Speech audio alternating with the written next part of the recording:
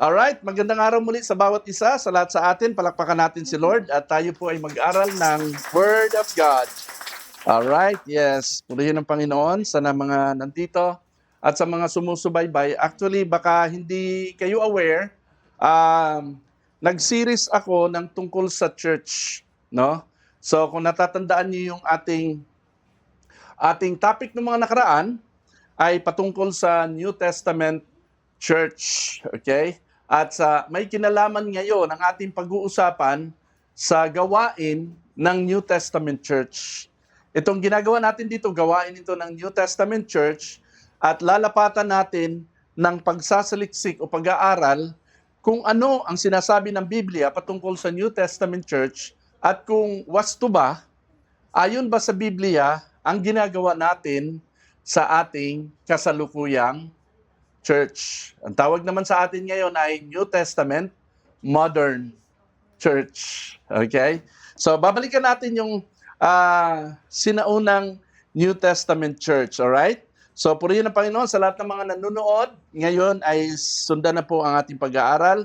So, pinamagatan ko po ang ating topic ngayon na the 3 Ds of the New Testament Church. Ang 3 D. Ano ba yung 3 D na yon? Ano? Mababasa natin ito sa Book of Acts, chapter 2, verse 42. Alright, ang sabi dito, all the believers devoted themselves to the apostles' teaching and to fellowship and to sharing in meals, including the Lord's Supper, and to prayer. So, ito yung pattern. Nandito yung pattern ng isang biblical full gospel church. Okay, itong verse na ito. So kung meron kayong pwedeng kabisaduhin na verse, ito yon. Ito yung pattern na sinusunod o dapat sundin ng mga tinatawag na full gospel church. So ang common understanding ng mga tao tungkol sa pagsisimba linggo-linggo ay basta makasimba lang, okay na.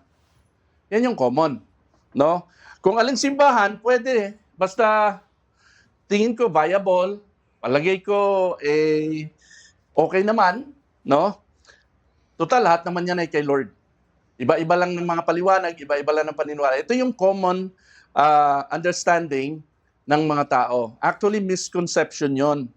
Well, hindi po lahat ay kay Lord. Alright? So, naniniwala kayo, hindi lahat kay Lord? Hindi lahat ng churches ay kay Lord. No? Kasi ang tunay na church ay sang-ayon sa nasusulat sa Biblia. Kaya meron tayong pattern na titingnan ngayon kung ang atin bang church ay sang-ayon dito sa pattern ng Acts chapter 2 verse 42.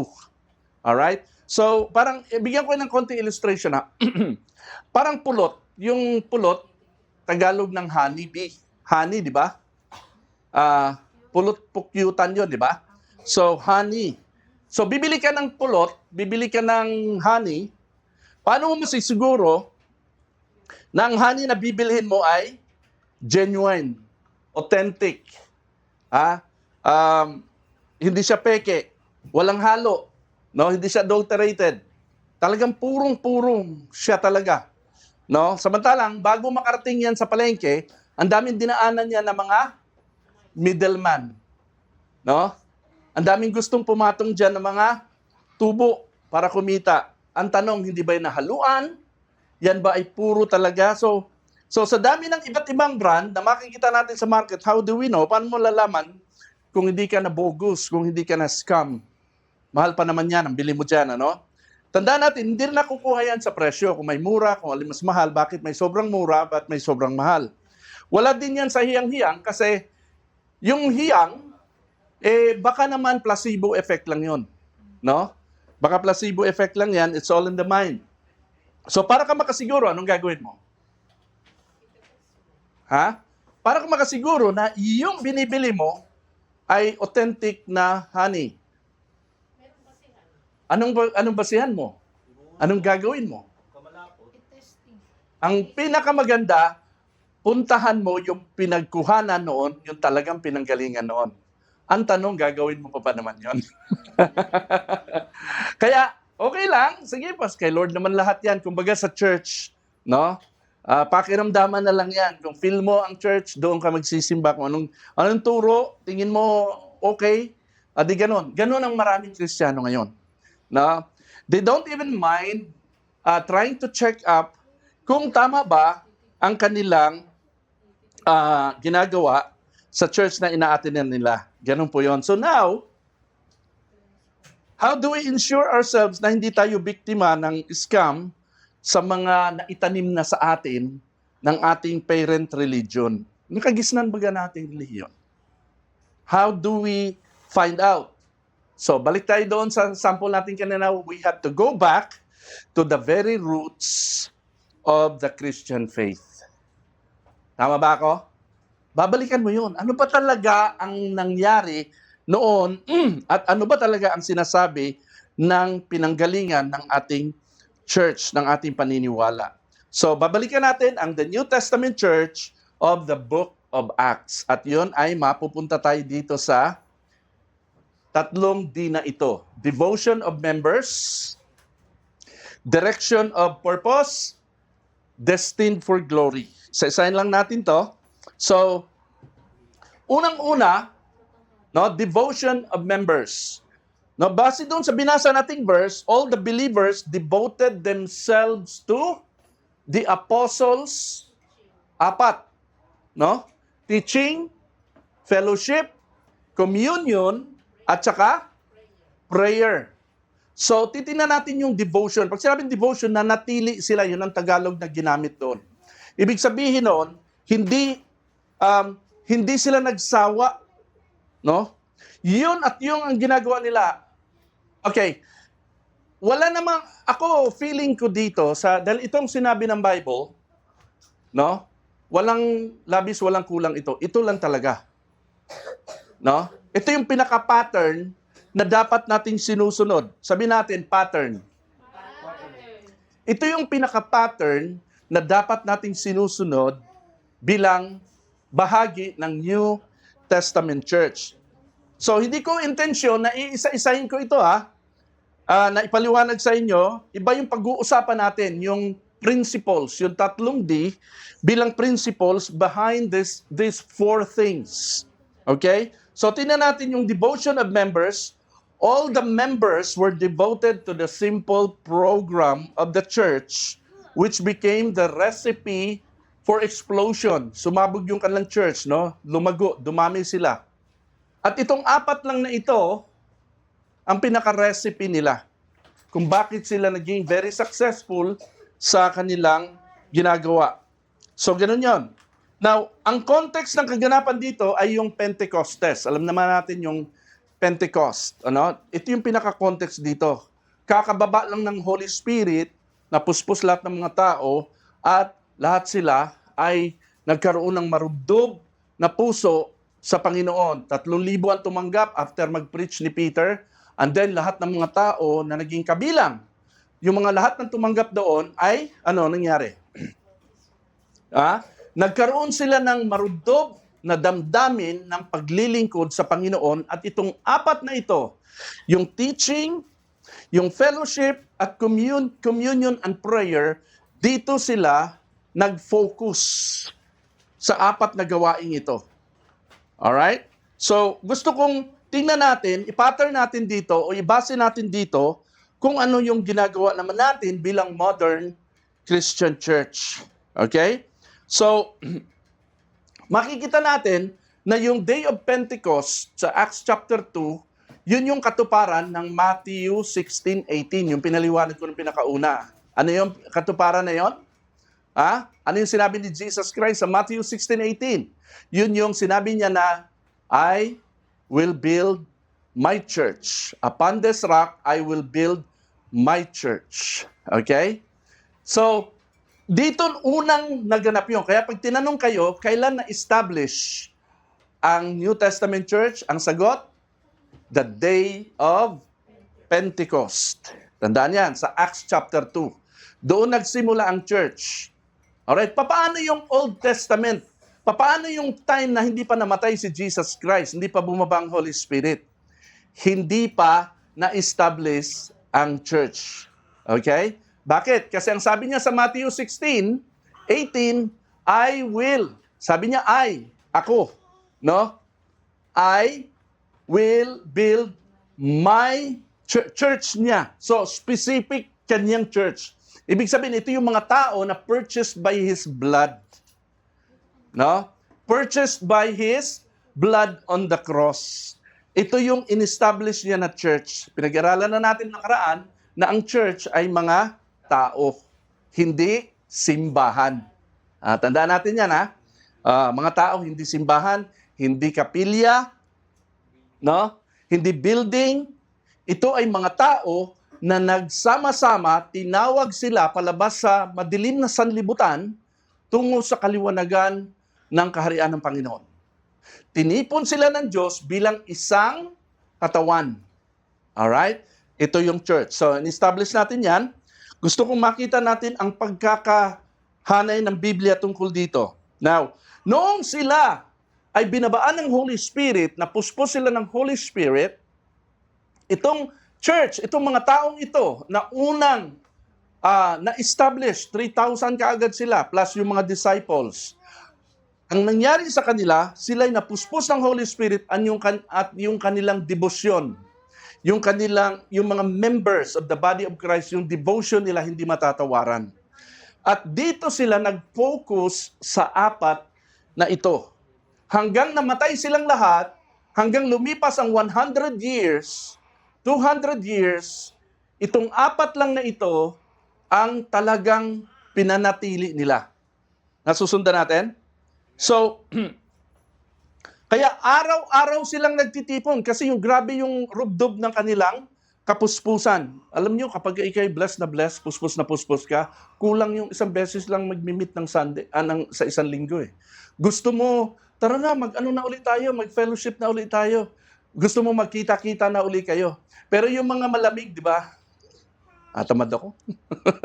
Marami akong gagawin. Pero kapag filled ka ng Holy Spirit, ito nangyari sa kanila. Araw-araw silang nagmi-meeting.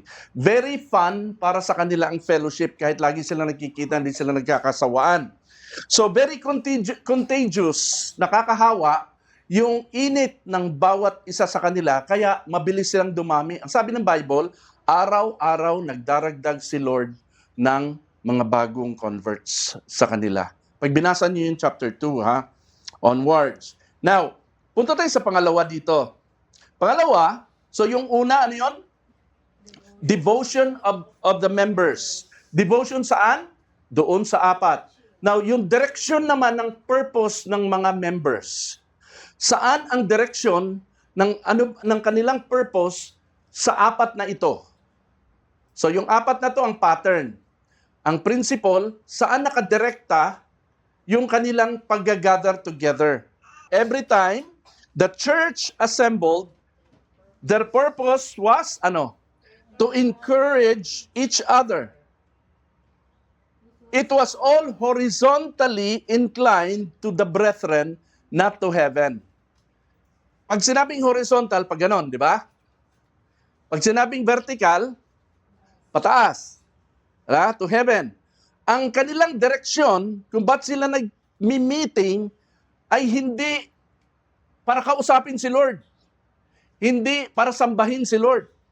Ang direksyon, ang purpose ng kanilang pag-meeting na paragyan ay si brother, si kapatid. Horizontal ang approach nila. Okay?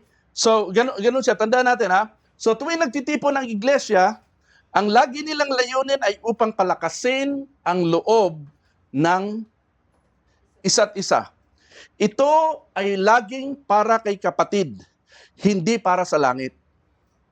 Ang purpose nila, hindi para kay Lord, kundi para kay kapatid. Okay? Nasusundan natin? Alright. Sabi sa Bible na kung anong ginawa mo sa kapatid mo, Ginagawa mo sa kanya. No? Alam mo, sasabihin, mahal mo si God, tapos hindi mo kayang mahalin ang kapatid mo. No? Kaya ang purpose nila, ang kapatiran. Alright? So, yung teaching, fellowship, communion, and prayer, ang direction parati doon ay yung teaching para matuto si kapatid. Fellowship, para ma-encourage si kapatid. Communion, para ipaalala si Kristo kay kapatid. No? Prayer, para ipanalangin si kapatid. So pag pumupunta sila doon, ang lagi nasa isip nila, kapatiran, brotherhood. Naintindihan natin? Brotherhood. Walang iniwan yan dito, tingin kayo sa akin. Yung mga fraternity. Ba't sila nagtayo ng frat? Nagtayo ng mga grupo-grupo. Para ba sa lipunan? Para tumulong sa kundi? Para sa isa't isa. Ginagawa nila yon para magbantayan sila sa isa't isa, magpalakasan sila sa isa't isa. Yun ang direksyon ng at purpose ng kanilang pagmi-meeting, ng kanilang fellowship, ng kanilang teaching. Ang teaching nila para palakasin si kapatiran. Kaya sila nag-fellowship para i-encourage ang kapatiran. Kaya sila nagko-communion para ipaalala kay kapatid na ang ginawa ng ating Panginoon sa krus ay para sa iyo at para sa akin. No? Nandito tayo para ipanalangin natin ang isa't isa.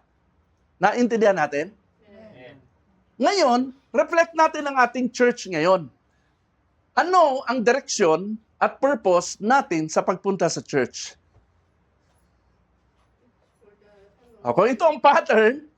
Nasaan tayo sa pattern? As a church. Ibang-iba ang layunin at agenda ng pagtitipon ng maraming churches today kumpara sa noon. Ng modern churches today kumpara sa ancient New Testament church. Tayo pumupunta sa church para ano? Number one, yung iba, hindi ko sinasabing kayo ito, kilala ko kayo, para sumamba sa Diyos. Pupunta tayo sa church, sasamba tayo sa Diyos. Magbabalik loob tayo sa Diyos. Magmumuni-muni tayo kay Lord. Mag-reflect muna tayo. Mag-sorry tayo. Marami tayong mga pagkukulang. Yan ang purpose. Parang ang simbahan ay ospital. Ang simbahan ay hindi ospital. Na pagka may sakit ka, pupunta ka magpagamot. No? Kailangan mo ng consultation. Pupunta ka kay pastor, magtatanong ka, magpapakonsulta ka. Hindi ganun ang church. Amen po ba?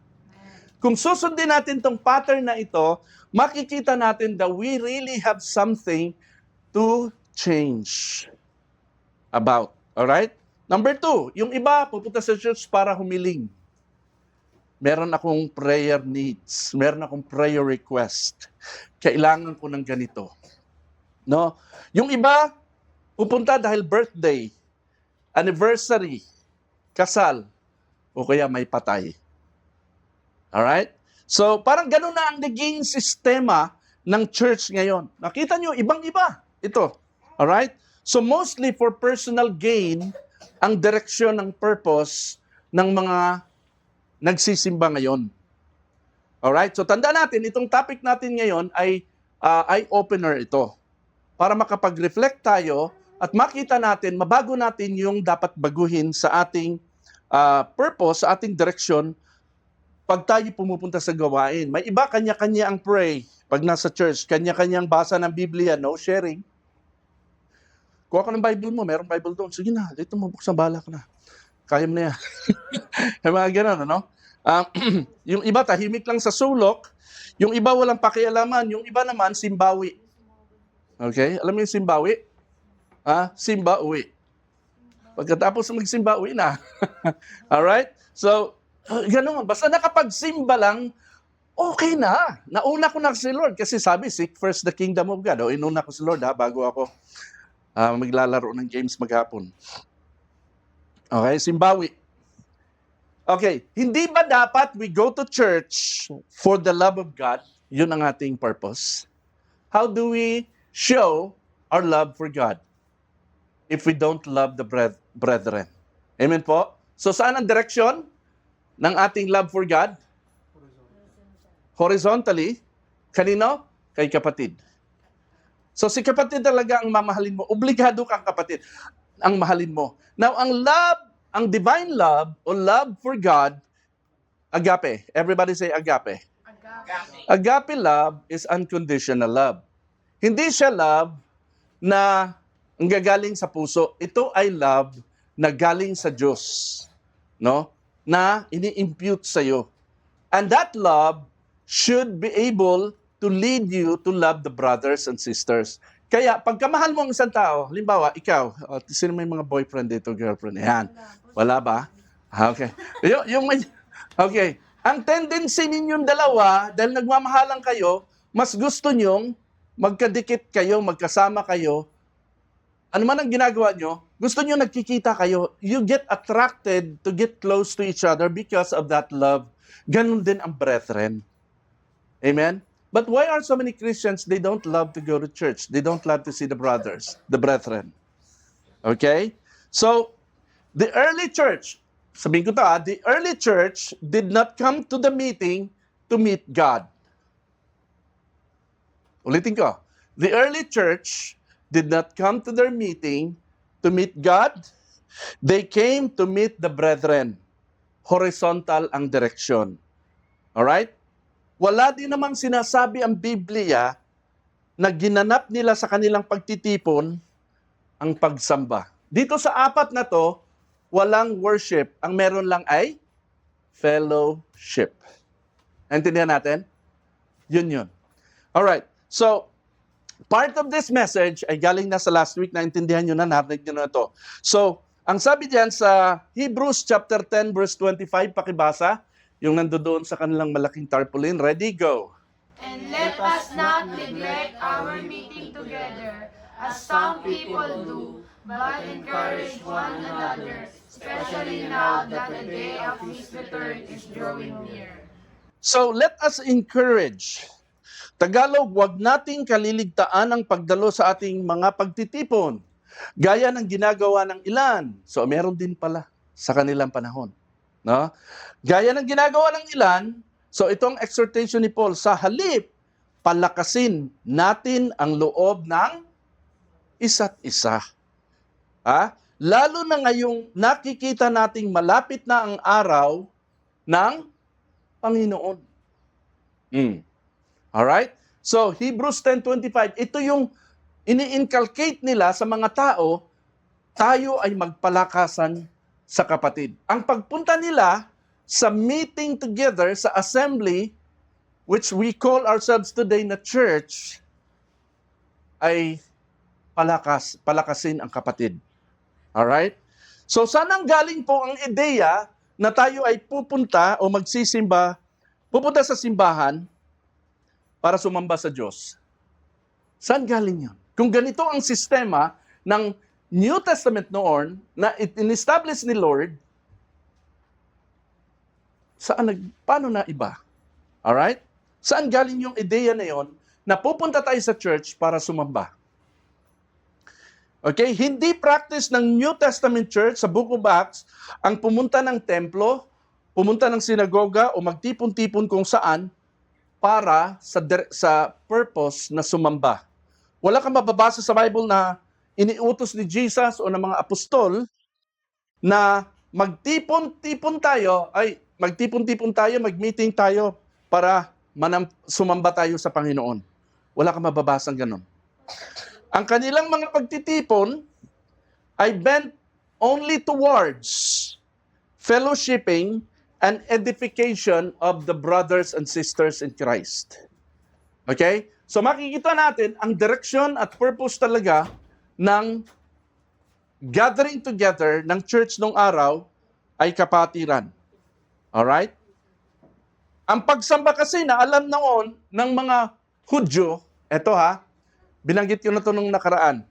Naalala niyo yung word, yung Greek word? Yung pagsamba na alam ng mga Hudyo nung araw, yung pagyukod, pagpapatira pa, yung paghalik sa kamay, paghalik sa paa.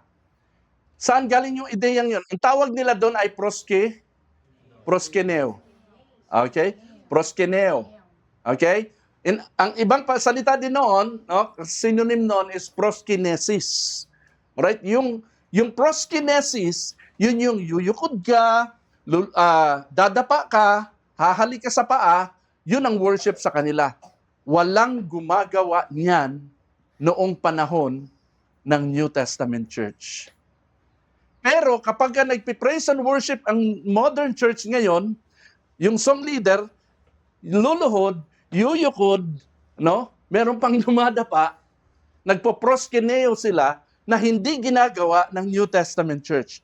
Yun ay method or physical language, body language ng pagsamba na hindi ginagawa ng ating forefathers sa New Testament Church. Alam niyo kung bakit? Two reasons. Number one, yung proskeneo, nanggaling yan sa pagan practice. Galing yan sa pagan practice kasi ang Israel, sinakop sila noon ng Persia, sinakop pa sila noon pa ng Egypt. Ang mga Persians at Egyptian, ang pagan way of worship nila, sa body language nila, yuyukod, dadapa, hahalik sa paa. At yun, dahil tumira sila sa Egypt ng mahabang panahon, at sila'y sinakop ng Persia, nagaya nila yung sistemang yon sa pagsamba. Wala namang masama doon kasi yun ay tanda ng kababaang loob at pagpapakumbaba sa nirerespeto nila. Nirerespeto nila ang Diyos, nagpapababa sila, nagpapakumbaba. Yun ay universal body language. Pero ang tanong ko dito, bakit hindi ginawa at hindi iniutos ng mga leader ng Apostolic New Testament Church, sina Peter, yung disciples, at si Apostle Paul? Hindi nila iminandate sa kanilang meeting na yuyukod sila, sasamba sila, alam nila na sila ang gagayahin ng future generations. Bakit hindi? Kasi sinabi ni Jesus Christ sa John chapter 4, verse 21, na aalisin na ang lumang tugtugin na ito. Ang pagsamba ay hindi na sasamba sa bundok na ito, sa Mount Gerizim, hindi na kayo sasamba sa Jerusalem Temple. Aalisin na ito. Ang pagsamba ninyo ay hindi na sa physical act, hindi na sa physical ceremony, no? Kundi sa espiritu na at sa katotohanan. So inalis na yung lahat ng lumang tugtugin ng pagsamba.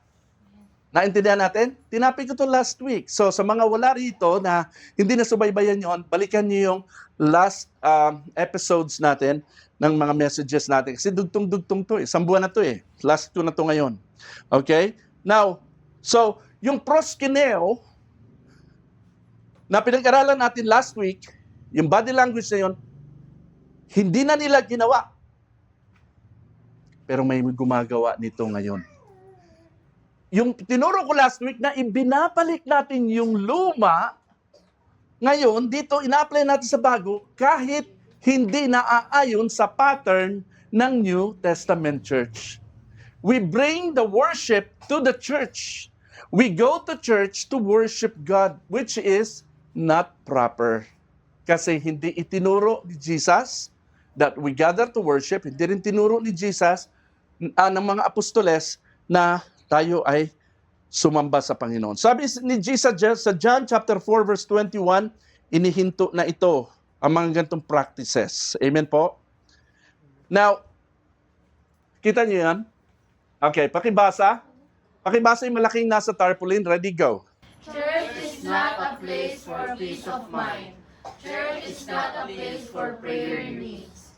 Church is not a place for meditating. Church is not a place for worshiping. Church is the people of God worshiping, interacting with each other, helping, teaching, and loving each other. That's church. Church is the people of God themselves. What are they doing when they gather together? They fellowship, interact with each other, help each other, teach each other, love each other. Yun ang church. Yun ang New Testament Church. Okay? Nasusundan natin? Ngayon, paano nag-reoccur ang old system ng pagsamba sa Christianity after being gone for so long a time? Paano naulit ito? Bumalik ito? Gusto niyo marinig ang kwento ng history yung bakit? Sa Christianity po, nabuhay na parang multo ang church worship after 300 years. First century church, Ganyan ang worship nila, no? Nakafocus doon sa apat. Worship, ganun ang purpose ng kanilang meeting. Nakafocus doon sa apat. Ano ulit yung apat? Teaching, Word of God. Fellowshipping, sharing of God's blessing. Communion, prayer. Nakafocus doon. Paanong hindi na ganito ngayon? Ha? Na parang yung multo ng Old Testament way of worship bumalik sa modern day Christianity. Ito ang storya. Nag-originate ang lahat sa Vatican noong 4th century. 300 years later, bago nagpalit ng state religion ng Vatican sa Rome, pagan nation sila. Okay? Inadapt nila ang Christian theology at inihalo nila ito sa old way of pagan practices. Kabilang na yung pagsamba. Sila lumuluhod, yumuyukod, dumadapa. Kasi old system yun eh. At noong naging Christian na ang state religion ng Rome, pinagsama nila ang pagan practices, yung tradition, sa theology ng Bible. Okay? Kaya, at sila na ang sinusunod, at ginawa nila yung lahat ng mga pagan temples, yung mga malalaking library. Nakita niyo yung mga library natin dyan sa Luneta? Yeah? At saka meron bang library sa Luneta? Yung customs, yung building dyan sa may mga posting malalaki. No? Ang gaganda. Kinonvert yun into churches. Kaya nauso noon na ang church ay building. At doon, tatawagin lahat ng tao, tutunog ang bell, at pag tumunog, lahat ng tao magmamarcha papunta doon para sumamba. At ang pagsamba ay Sunday Mass, Eucharist. Pagsamba yun. Naintindihan natin? Alright. So walang makakahindi doon. Alright? Now, yung worship settings ng Vatican, dito nagsimula ang lahat. Pagdating ng 16th century, 4th century yon. Pagdating ng ika-16th century, pumutok ang Reformation movement ng mga Protestante sa Germany. Marami silang binago sa sistema ng simbahan. Pero yung Sunday Mass, Eucharist, ano yun? Yung ostia, tsaka yung wine na nagiging katawan at dugo ni Kristo, yun yung Eucharist. Inalis yun ng mga Protestante, pero pinalitan lang nila ng tinatawag na hymnal singing. Babasa sila ng hymn, kakanta sila, nakatayong ganon, yun na yung pag-worship nila. Naintindihan natin? Okay? Yun yung pinalit nila sa Eucharist. Walang musical equipment para tahimik, solemn, at para ma-feel nila ang presence ni Lord. Doon nanggaling yun, okay? Now, 16th century yun. 400 years later, dumating ang mga Pentecostal charismatic. Nagkaroon ng Pentecostal charismatic movement. No? Noong 20th century ito, binago ng mga charismatic ang solemn way of worship ng mga Protestante, no? Ginawa nila itong masaya at nakabubuhay ng dugo. Kaya ang bilis dumami ng mga charismatic as compared to ang tawag dito, Protestante, no? Ang bilis nilang lumago kasi ano sila nakakamarubdob, nakakabuhay yung kanilang mga awitan, pero worship pa din sa simbahan. Alright? Doon na nila, pinalitan yung solemn worship, pinalitan nila ng word na praise and worship. At ginamit nila ang mga kantang contemporary music, no? Pag sinabing contemporary, yung usong mga tunog ngayon. Hindi yung mga hymnals na panahon pa ng 18th century, ang tunog, panahon pa ng 16th century, kaya mga sinauna at luma. Tinanggal nila yon at nagkaroon na ng banda, tugtugan, at sayawan at mga banner na tinataas. Doon lahat nagsimula yon, nakaka-encourage yon. Now, gusto kong intindihin nyo ito okay ako doon. Wala tayong problema doon. Pwede natin gawin yun dito sa ating church. Kasi yung ganong klaseng gawain ay nakaka-encourage ng mga tao na lumapit kay Lord. No? Yung mga nanlalamig, sila ay nai-encourage natin. Alright? Sa magitan ng kantahan, ng mga tugtugan. Nasusundan natin? Kaysa naman doon sila mag-disco-disco. Doon sila magtugtugan sa labas. Dito na lang. Amen? Wala tayong problema doon. Napakaganda noon. In fact, ganito yan eh. During the time na inappoint akong worship leader ng POGS, okay, ng People of Grace, worship leader ako ng POGS for about 5 years. Okay? Kukonti ang tao. Kasi ang way of worship nila solemn, tahimik na tahimik. No? At marami daw mga igorots. Nung naging worship leader na ako, ay charismatic song leader ako noon eh. No? At binubuhay ko yung loob nila at may patakbo-takbo pa ako sa stage, pasayaw-sayaw, no? Tapos full band, talaga masaya. And the following Sunday, nagulat ako, ang dami na nang uma-attend. Uy, ang ganda ng kantahan natin ngayon, nakaka-bless, nakakabuhay ng loob. Kumbaga, na-encourage natin sila sa ganung klaseng awitan na nabubuhay, na wala na yung solemnity ng tugtog. So ganito ang ginawa ng mga charismatic noon.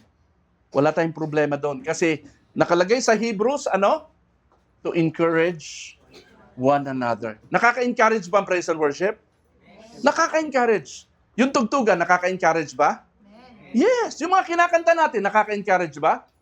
Nakaka-encourage. So wala tayong problema doon. Okay na okay ka doon. Alam niyo kung anong mali doon? Yun na yung worship.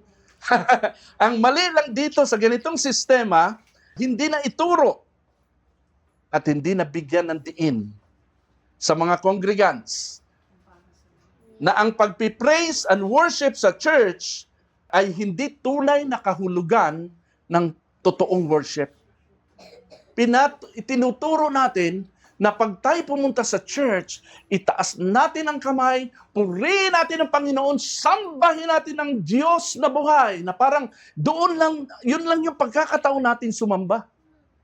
Na parang ang feeling ng tao, we are insinuating, naglalagay tayo sa isip ng tao na ang simbahan ay lugar para sumamba, ang mga tao ay pupunta para sumamba tuwing linggo.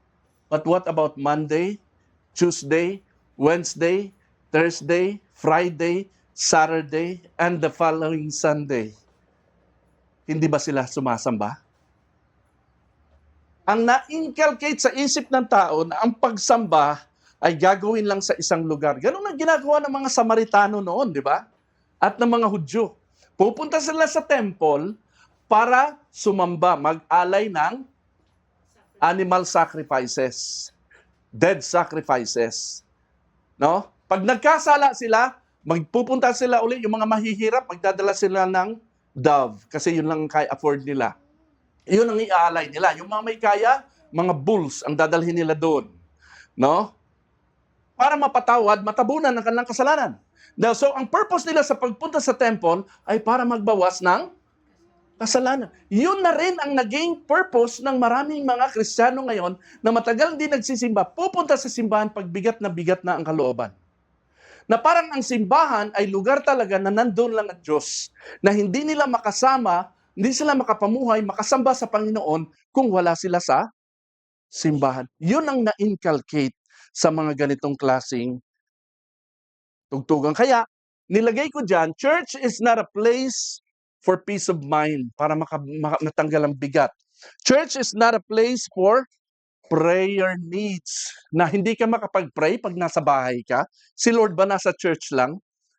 Bakit pinunit ni Lord ang veil, ang kurtina ng New ng temple? Kasi banished na, decommissioned na ang temple worship. Okay, last time, tinuro natin yan. Church is not a place for meditating. Church is not a place for worshiping. Church is the people themselves, the people of God. Amen? If you are the church of God, dapat you are worshiping God 24/7. Hello? Naalala niyo yung topic natin last time? How can you worship God 24/7? By living a worshipful, righteous, holy, sanctified life for God every single day. Yung iyong worship, yun yung iyong living sacrifice. Romans chapter 12. Nasusundan natin? 24 hours, doon mo lang may apply. Yung prayer, sabi natin, church is not a place for prayer needs. Pupunta ka lang ng church para mag-pray? Hindi. Anong sabi ni Paul? Pray without ceasing. Walang patid na panalangin. How can you achieve that? Ayan. How can you achieve praying without ceasing? John, Abby, can you achieve pray without ceasing? Walang patid. Di ka na ba kakain? Di ka na ba matutulog? Yun na lang ba ang gagawin mo? Ang pray without ceasing is praying 24/7. Parang katulad ng worshiping 24/7. Ang ibig sabihin noon, yung life mo mismo, the life that you live today, is a prayer life na itself. Ano yung life? Ano yung sinabing in the Spirit? Worship the Father in Spirit and in truth. Pag sinabing in Spirit, ang ibig sabihin noon ay ano? With your breath of life. Yung buhay mo, yun ang Spirit. At ang buhay mo, yun yung 24/7 worship. Yun yung 24/7 prayer. Praying without ceasing. It cannot be achieved when you go to church. So church is not a place for prayer needs. Not a place for meditating. Not a place for worshiping. The church is the people of God. Amen po?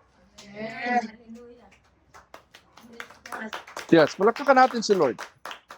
So, ang ginagawa natin ngayon na praise and worship, nai-insinuate sa mga tao, naiiwan sa kanila na kapag praise and worship nako, nag-speaking in tongues pa. Nako po, napuspos. Bless na bless ako, no? Pero pagdating sa bahay, nagmumura-mura na. Speaking in tongues din yon, pero naiintindihan. Sa simbahan, nag-speaking in tongues, hindi naintindihan. No? Baka mamaya, mura din yun. Di lang natin naintindihan. Ganon. So, nagiging doble kara ang mga Kristiyano. No? Holy, pag nasa church, huli, pag nasa bahay. Huli, yung totoong ugali. Lumabas. No? Galing sa church, ang bait-bait. Oy, I love you with the love of the Lord. Kapatid, kamusta ka? No, napakabuti talaga ng Diyos. Pag uwi sa bahay, ako po, bunga nga dito, bunga nga dito. Asa na? Ikaw na iwan sa bahay, wala kang ginawa rito. Ba't di ka naglaba? Ba't di ka nagluto? Wala natin tanghali. Tanghali na, di pa tayo kumakain na. No? Lahat na ng gano'n. So, doble kara kasi naiisip niya, na-inculcate sa isip niya, no? Pwede naman akong mag-sorry kay Lord. Babalik ako sa church, sasamba ulit ako. Parang ang simbahan ay ginawang ospital. Alam niyo po ba, pagka ganito ang kalakaran natin, no, sinabi ni Jesus, inalis na itong ganitong kalakaran ng pagiging plastic at pagiging ipokrito ng mga mananamba kay Lord noon. Alright? And worst, no? Kapag ginagawa natin ito, tinutuloy natin, parang kinukontra natin yung sinasabi ni Jesus Christ sa John chapter 4 verse 20, 21 hanggang 24. Sabi niya sa 21, hindi na kayo ganito sasamba. No? In spirit and in truth na. Pero hindi, pinagpatuloy natin yung pagsisimba sa magitan ng mga ceremonial acts. So, maiisip ng mga tao, okay lang naman pala na ganito ang buhay ko. Kasi pag simba ko, i-bless din naman ako ni Lord, no? Pagpapalain din ako ng Lord, no? Parang pambawas kasalanan na lang talaga ang linggo ang pagsisimba. Balik sa dati, pag regular days, magbibihis ulit ng makadiyos pag linggo. Ganun yun kasi sasamba. Kaya yung mga tamad magsimba, pag bigat na sila sa buhay nila, magsisimba na muna para makagaan-gaan. Tapos, pag nagsimba pa yan, ang gusto nilang marinig ay yung mga nakakaaliw na mensahe. Yung matatawa sila, mabuboost ang kanilang moral. Kasi pag hindi na sila magsisimba ulit yan, maghanap ng iba yan. Kaya may mga taong umaalis sa church. Kasi ang nahanap lang nila, yung ma-please lang sila, maganda pakinggan yung sinasabi. Pag nakarinig na sila ng mga magigilty, yung message na nakaka-guilty, nagigilty sila, yung maalala nila, ako yung pinatatamaan ni pastor, no, yung mga ganon, naku po, ayaw na yan. Ha? Na, yung mga palasimba dyan, pero pagdating sa bahay, hindi pinamumuhay yung salita ng Panginoon, yung kailangan nilang magsisi, no? Ang hirap noon. Alam niyo ba, may kilala ako na naglilingkod sa ministry, pero sabi ni pastor, kailangan mong magsisi, kailangan mong bagong buhay. Kasi may kabit siya. Hindi niya maiwan-iwan kasi mas mahal niya yung kabit niya kaysa asawa niya. Pero naglilingkod sa ministry. No, pag nakarinig ng mga mensaheng ganun yan, no, na mga adulterous sa hindi papasok ng langit, di na magsisimba yan. Hindi mabibless yan. Hindi nakaka-bless yung pastor na yun. No? Puro pasaring. Yung mga ganun, no? So, na-open sila kapag nire-real talk mo ang mensahe mo sa mga tao. Gusto nila ng may mga, sinasabi ng Bible, itchy ears. Mga tainga na naghahanap ng masarap pakinggan. Ay, ang hirap pa naman mag-preach. Ito, may ilang mga narinig na kami. Mga supporter ng church. Ang hirap silang mag-preach. Kasi pagka alam nila na yung ipipreach nila may matatamaan na big-time supporter ng church, malaki kung magbigay. Siya ang nagpatayo ng parte, malaking portion ng simbahan nila at malakas magbigay. Mahirapan ng pastor mag-offend. Sabi ko sa kanila, wag ako. Wag ako. Kasi maski wala nang dumating sa akin, I will not compromise the word of God. I will preach it. Okay. Now, at lalo na yung mga may pinagkautangan sila ng loob. May mga churches na pag in-invite ka daw sa church nila, bubulungan ka. Pastor, iwasan mo tong huwag ka magsasalita ng tungkol dito Hanggang patingin niya ako ng outline mo. No? Tanggalin mo to. Kasi may matatamaan na miyembro na ma-offend ay big time supporters. May mga ganon sa church. Alright? So tingnan natin, ilapat natin dito kung anong sinasabi ng Panginoon. Alright, now after the destruction of the temple, sinong nakarinig na nito last time? Nung dinestroy na ang temple, kailan na-destroy ang Jerusalem temple? Anong year? AD 70. Dinestroy ang Jerusalem temple, nabura sa mapa ang mga Israelites. 1,000,000 na mga Hudyo ang pinatay.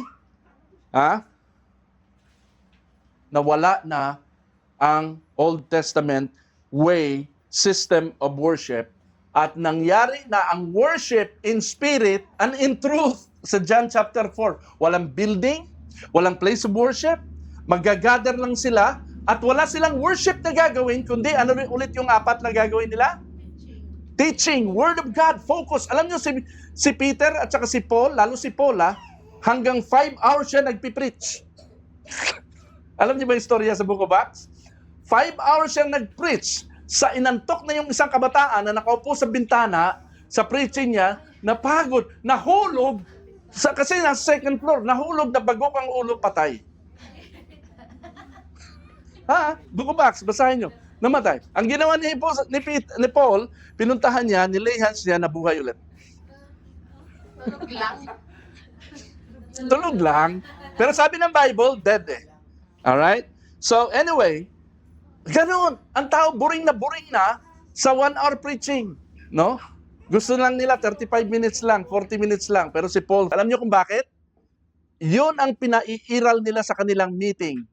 Teaching. Number 1 yan sa listahan. Number 2, fellowship. Now, anong matindi sa fellowship nila?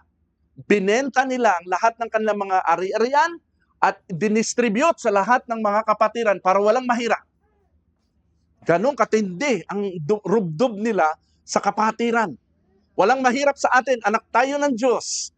No? Kami, ang kayamanan namin ay kayamanan nyo. Iisa tayo kay Kristo. Yun ang fellowshipping. Yun ang direksyon ng purpose natin. Pangatlo, ano yung pangatlo? Communion. Anong mensahe sa communion? Laging pinapaalala na si Kristo ay namatay at muling nabuhay para sa atin. Alright? Amen. Kaya tayo man din ay mamamatay at muling mabubuhay para kay Lord. Yon. And then yung prayer nila, hindi para mag-pray, Lord, bigyan mo ako ng ganito. Lord, pasaganain mo ang buhay namin. Lord, i-bless mo. Hindi. Ang prayer nila para ipag-pray si kapatid na lalong tumatag, lalong lumakas. Yun yung purpose nila. They don't worship in church. Their worship is their lifestyle when they go home. Naintindihan natin? So, ibang-iba yung church ngayon eh. Ha? Alright. Now, eto na. Paano itong mga ginagawa natin? Ha? In church, pag nag-gather tayo, ano yung mga ginagawa natin? Sharing of testimonies? No? Payamanin natin to. Part ito ng fellowshipping eh. Singing together. Ito yung praise and worship natin ha. Yung nagkakantahan tayo. Okay yan, tuloy natin yan. Special numbers. No? Encourage ko na may mag-special numbers sa atin. Ito yung mga nakaka-edify, nakaka-encourage, pero hindi nakasulat sa Bible na gawin natin. Walang problema dito. Kasi pasok ito doon sa edifying one another, strengthening, encouraging one another. Yung mga dance presentation, choir singing, yung band, no? Yung games and excursions, no? Lumalabas tayo, sama-sama as a church, a family outing. Ito ay bent on encouraging one another. Naintindihan natin? Hindi naman tayo puro word lang. So, okay na okay po ito. Amen po? Pero, tingin sa akin, huwag nating gawin ang ating mga awitan, huwag nating gawin ang ating mga prayer sa church as a way of worshiping God, as a way of communing with God. No? Celebration. Nandito tayo to celebrate the goodness of God. The question is, how can you celebrate God's goodness if you don't even feel God's goodness from Monday through Saturday? Kaya nilagay ko sa last week message natin, yung dalawa, umuwi sila. Sila yung dalawa lagi nag-aaway eh. No, mag-asawa. Umuwi sila, nakalagay doon. Kung hindi mo, if you didn't pay respect to God throughout Monday hanggang Saturday, how can you pay respect to God and worship God pag Sunday? No? Mabuti pang huwag ka na lang mag-church. Ha? Kung hindi ka na sumamba kay Lord throughout the week, huwag ka na lang mag-church. Kasi pag nag-church ka, no? Baka hindi ka maka-encourage. Amen po. So lastly, destined for glory. The outstanding growth. Pakibasa, ready? Go.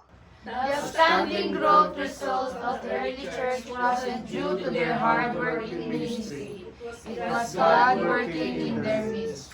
Ang paglago nila noong unang panahon, hindi nila nagmamagaling sila, susumikap silang makahikayat ng mga kaluluwa. Si Lord ang nagdadagdag sa kanila ng kaluluwa. Alam niyo kung bakit? Itong mga to, hindi sila nagpipreach. Ang preacher lang sa kanila doon si Peter. At saka si Paul later. Pero what about yung 3,000? What about those new converts? Hindi sila nagpipreach. Namumuhay lang sila para sa Panginoon at nagmamahalan lang sila. Pag nagagather sila, very contagious yung kanilang aura, yung kanilang happiness, yung fun and enjoyment being together as a body of Christ. Naintindihan natin? Very contagious yun, nakakahikayat yun ng mga tao na makinig sa Word of God. No? Pero ngayon, hirap na hirap tayo mag-invite.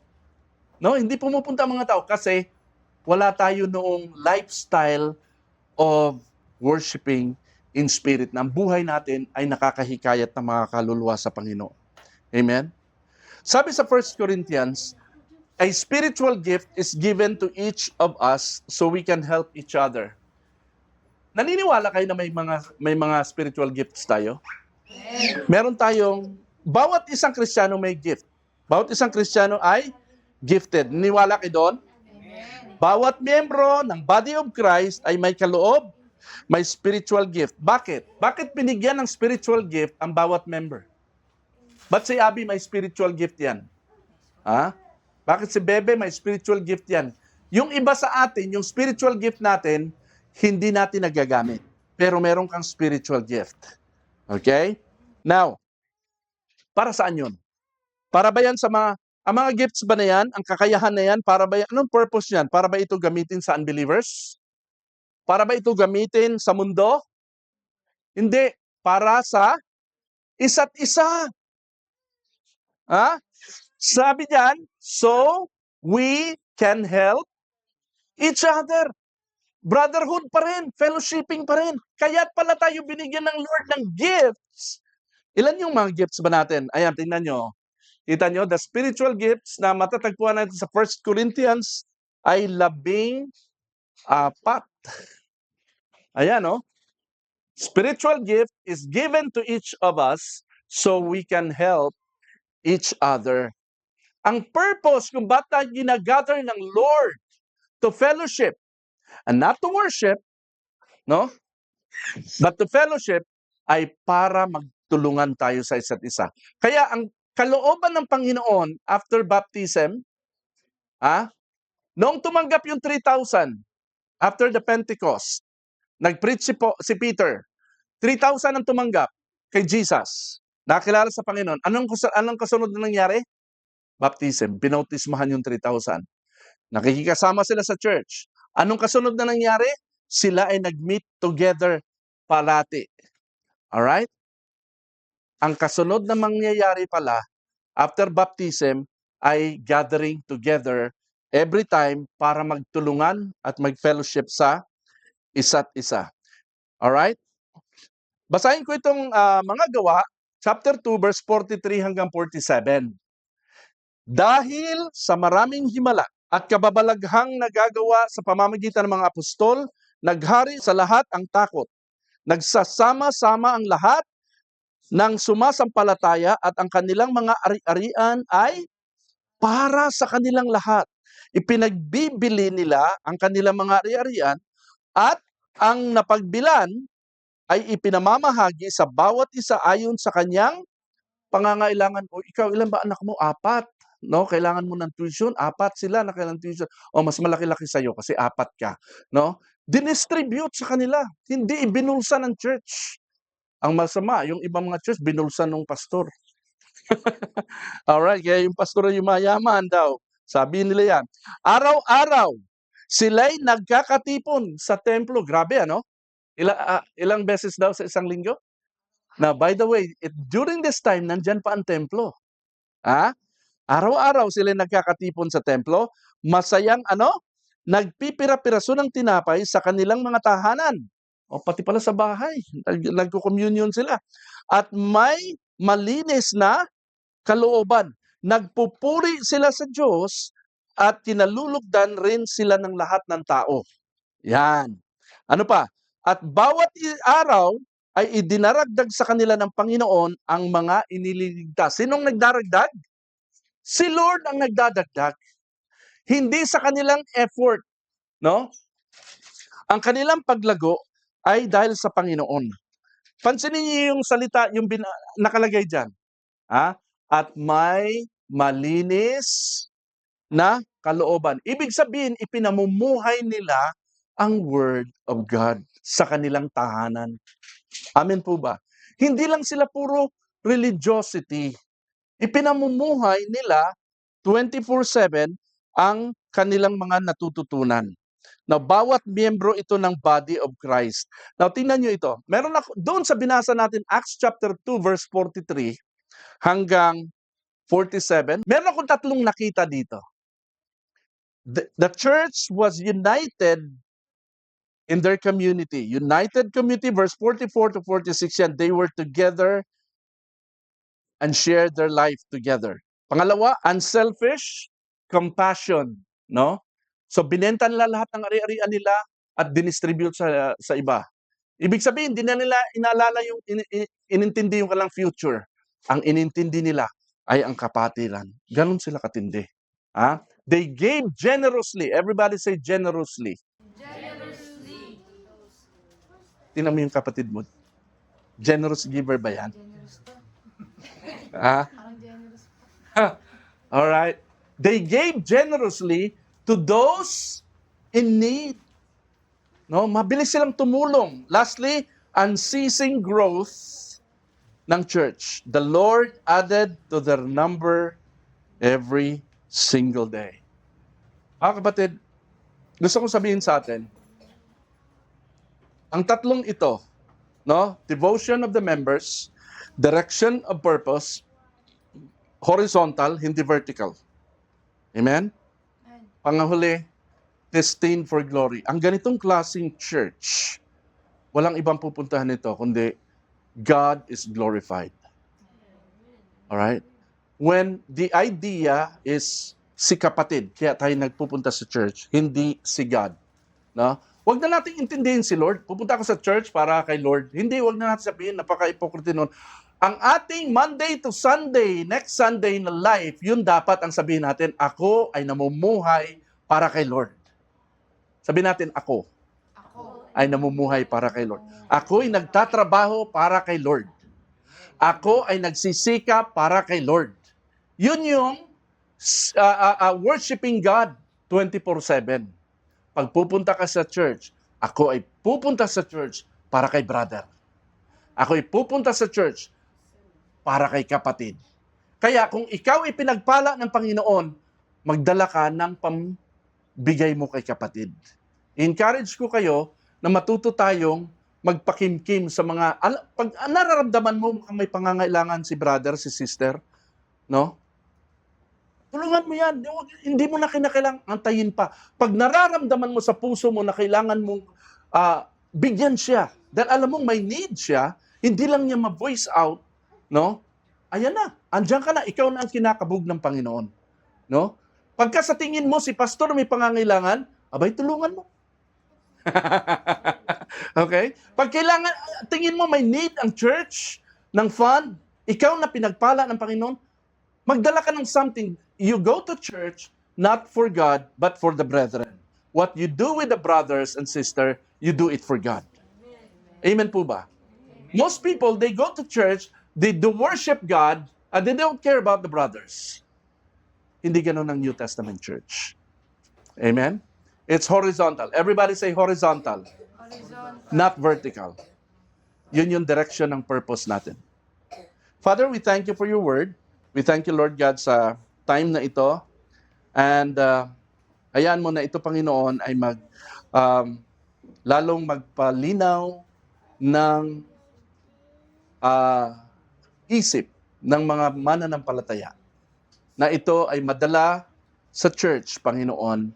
At kapag kami nagkaroon ng unity at pagkakaisa dito, na kaya kami nandito, Panginoon, not because we need to worship you, but because we have worshiped you all week long, and we are here because we need to love, to show love to our brothers, brethren, the body of Jesus, the body of Christ.